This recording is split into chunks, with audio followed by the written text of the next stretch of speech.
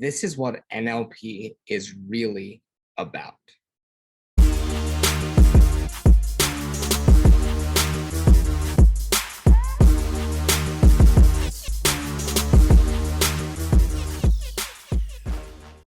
So if you're watching this, I don't know how much of NLP you know, but you might be very interested to know that anchoring, switch patterns, belief change, all of the techniques that most of us have come to know as NLP is not really what NLP is. NLP is a modeling technology. Modeling, meaning we can model external behavior, which is the easiest to see, right?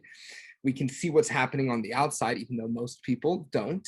They can look but not see. There's a difference between looking and seeing, and there's a difference between listening and hearing, right? Which is why I'm going to invite you to really listen and watch this video in a way where you can absorb what you're learning. So we can have external behavior, but what set NLP apart was the ability to model internal behavior.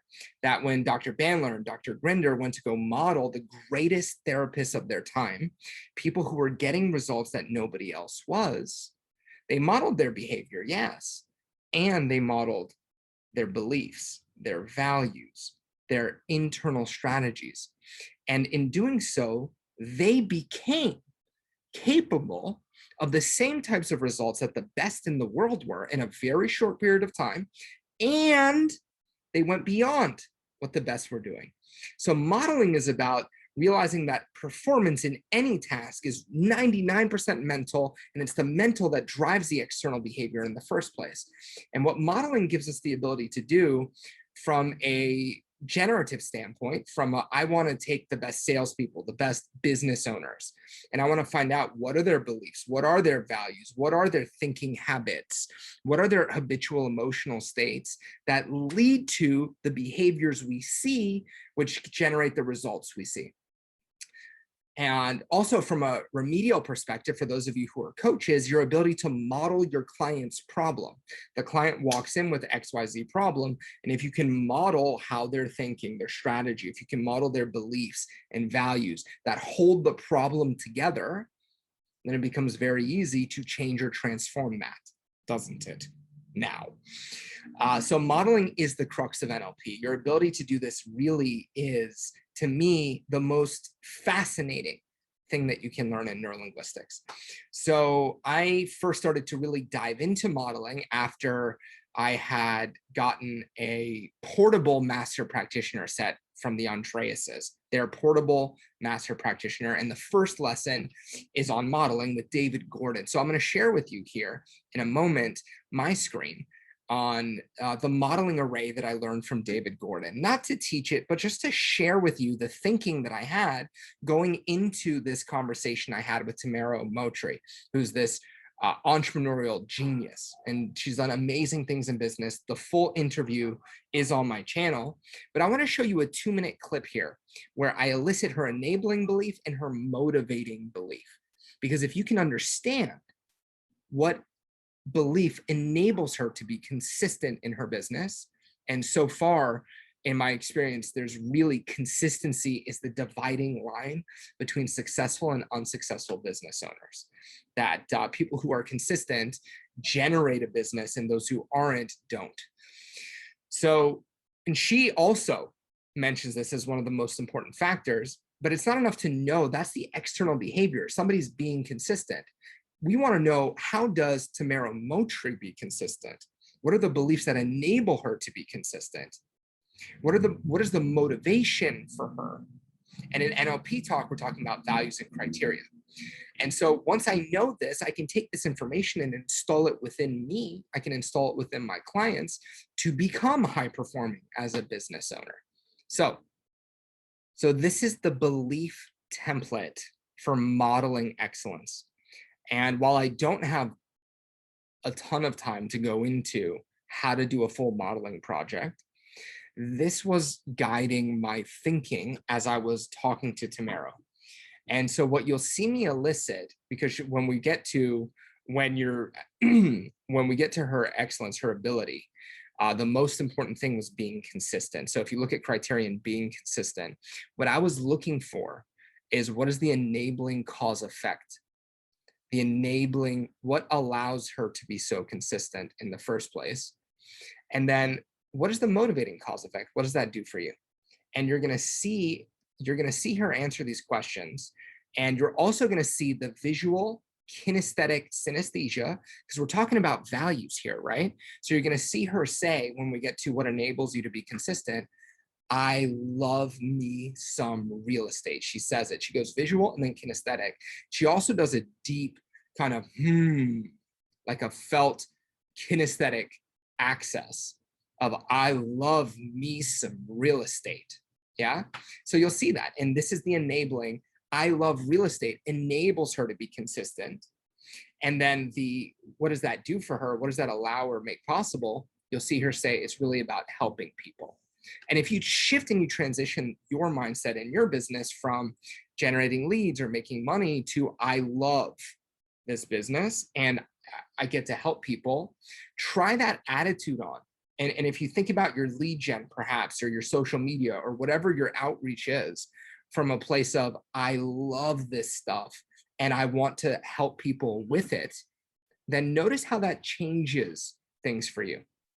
So I'm going to press play on this, and I want you to pay attention to notice her accessing, notice the questions that elicit, and just so you can see one tiny piece of the modeling process, one tiny, tiny piece.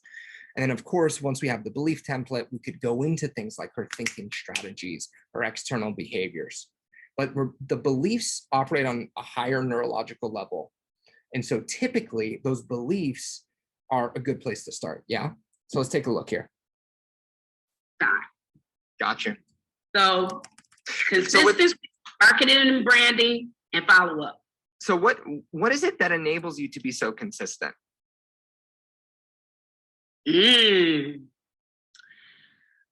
Oh boy. When you love what you do, you'll never work a day in your life. Yeah. That's it. I'm sorry. I can't think of anything else to say except I love me some real estate. Real estate is my jam. I love it. So what does it do for you? What is it that real estate does for you that gives you that love for real estate? Well, first of all, what it means to me is that I'm helping people. I'm talking about people who never thought that they could purchase a home. There's people.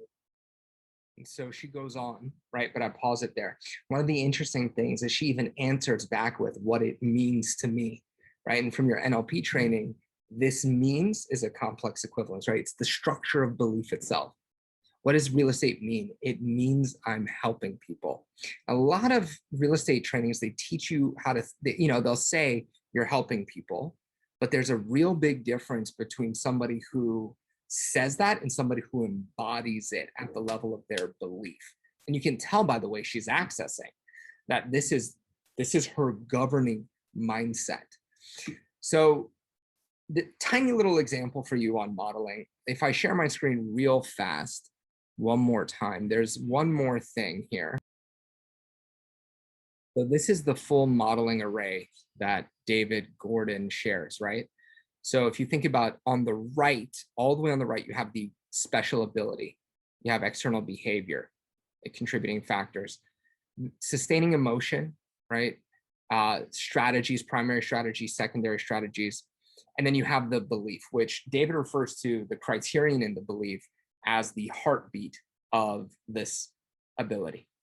And so that was why I was most curious about that. And given the time that I had with her, I didn't get a chance to go through the different types of, rather the full array, getting the definition and the evidence, although she kind of goes into it. But if we wanted to go deeper, right, if you think about the brilliance of NLP, if you have access to an amazing coach, an amazing business person, an amazing artist, an amazing parent, an amazing lover, whatever, you can elicit how they believe differently than the rest of us. All performance is driven by our beliefs, our values, our internal thinking strategies, and our states. And so this modeling array gives you the inner game that drives the outer. And so to me, this is the most exciting thing about learning NLP in the first place is you get to become a hunter of genius, a hunter of excellence. And when you see somebody who's good at something, maybe they're particularly skilled at lighting up a room, right? When they walk in, or they're good with groups, or they're great at therapy, or whatever it is.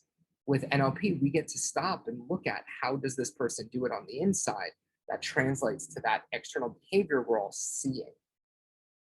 So I'm very curious to read your comments about this video. There's not a ton of modeling examples out there. I saw some great videos by John Grinder. I know the HNLP family has done some really cool stuff on deep trance identification and modeling as well. Give me your feedback, leave your comments. And if you did enjoy this video, or if you're still enjoying it, like, comment, share, subscribe, and let me know so I make more videos like this.